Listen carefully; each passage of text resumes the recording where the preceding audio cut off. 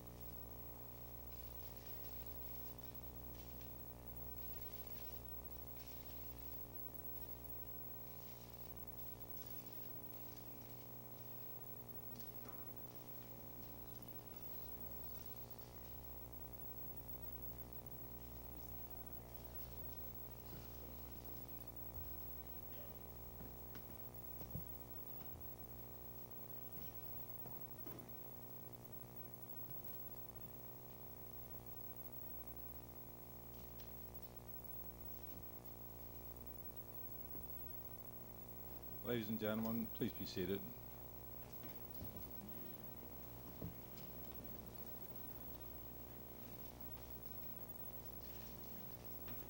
Your Majesty, Your Royal Highness, on behalf of all of the 3 million people of the city of Los Angeles, it is my great pleasure to welcome you to this city.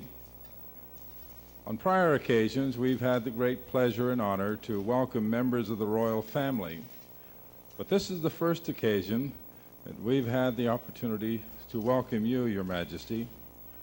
On prior stops here, it has been about 3 o'clock in the morning at the airport, and we thought that it would not quite nice to disturb you at that hour of the morning. And so we've been looking forward to the time when we could officially welcome you to this great city. Los Angeles is truly one of the great international cities of the world. It is rich in diversity in terms of culture, heritage, races. They come from all corners of the globe. And it is that diversity that has enriched this city. Part of that diversity comes from British subjects, some who have become American citizens, but all working, living, playing together in peace and harmony with the rich cultural and ethnic heritage of this great city. We are proud of the friendship and the ties of commerce between our country and yours. We are a city which is rich in its commerce, its industry. You will find in our city everything from high technology to aerospace. You will find the great cultural richness in this city. Foremost among the cultural attractions is the great entertainment industry. And many of those in that industry come from your great country. We're proud to welcome you to Los Angeles because we think that by your presence here you will further strengthen the ties of friendship between our two nations and our two peoples. On behalf of all of the people of this great community, I extend to you a hearty welcome, and I present to you the key to the city of Los Angeles, which is a token of our welcome, key that unlocks the hearts of all of the people of this great community.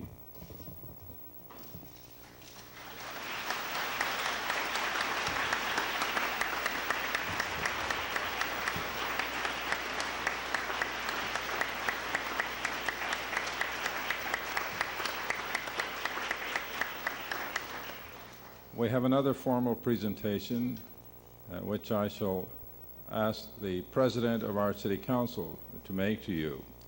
May I present Councilman Joel Waggs. On behalf of the mayor and my colleagues, our assembled guests, and the people of this great city, it's my honor to present this to you at this time.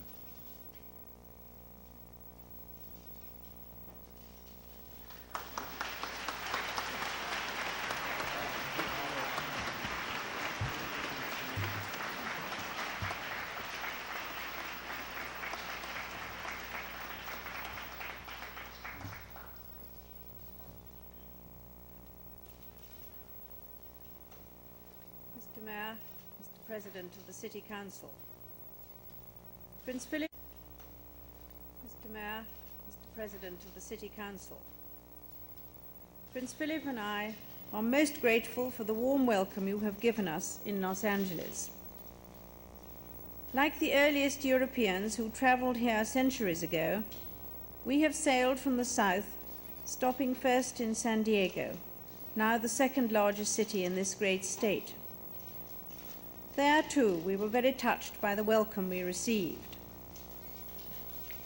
This same northward journey along the coast of California was made some 400 years ago by Sir Francis Drake, who claimed this territory as Nova Albion for the first Queen Elizabeth and for the Queen's successors forever.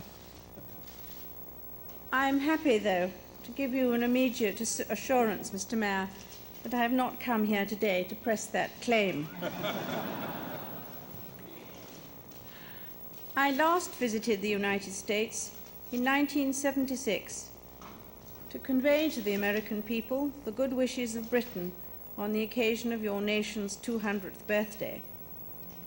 Since then, the city of Los Angeles has celebrated its own bicentennial, and you now look forward to playing host to the 1984 Olympic Games. The return of the Olympic Games to Los Angeles is surely a fitting tribute to the international stature of this city. Members of my own family who have visited Los Angeles in recent years have told me of its spectacular development, and the progress which your city has made has gone hand in hand with the rapid and dramatic growth of Southern California. Your major industries have successfully combined the most modern technology with an enterprising approach which many observers have likened to the frontier spirit of the early settlers. That fruitful marriage has made Southern California one of the world's economic powerhouses, in which I am glad to see British companies are playing an increasing role.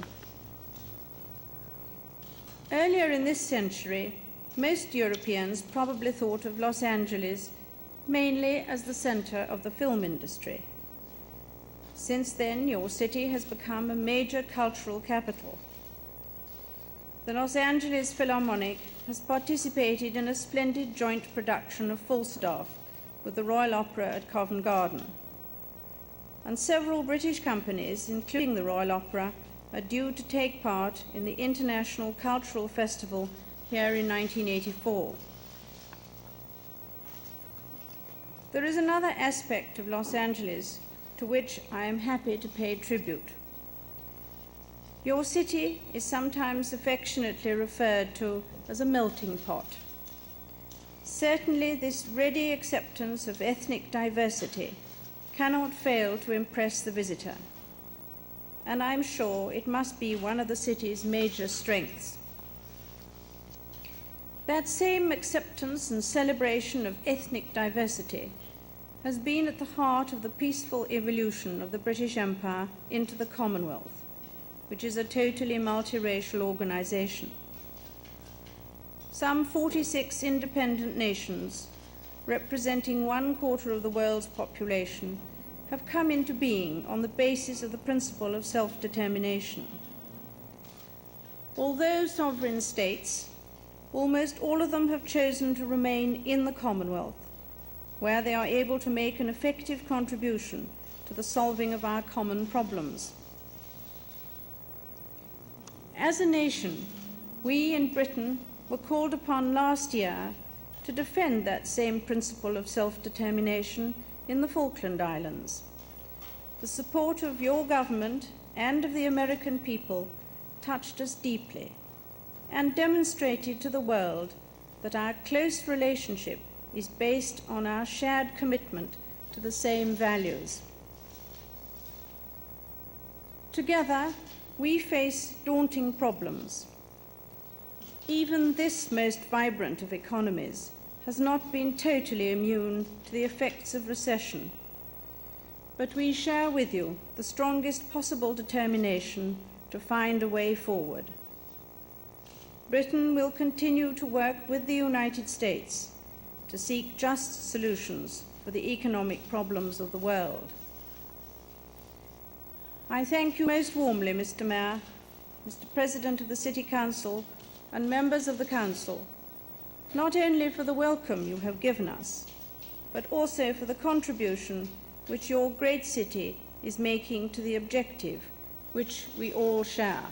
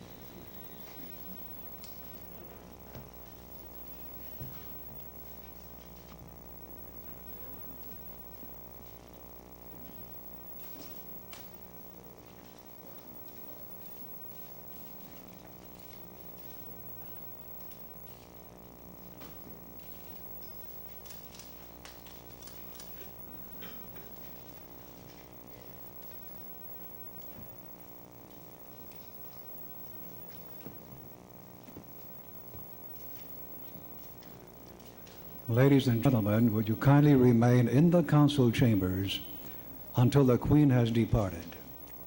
Thank you.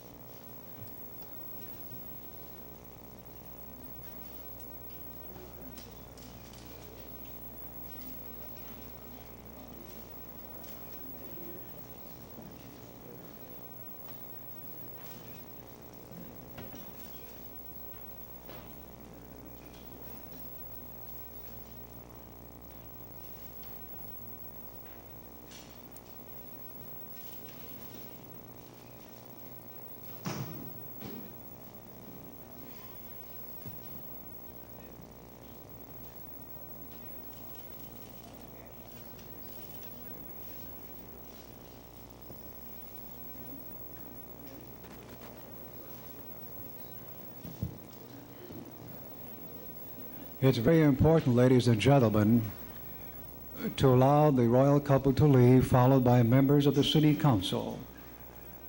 So please let them exit first. Thank you.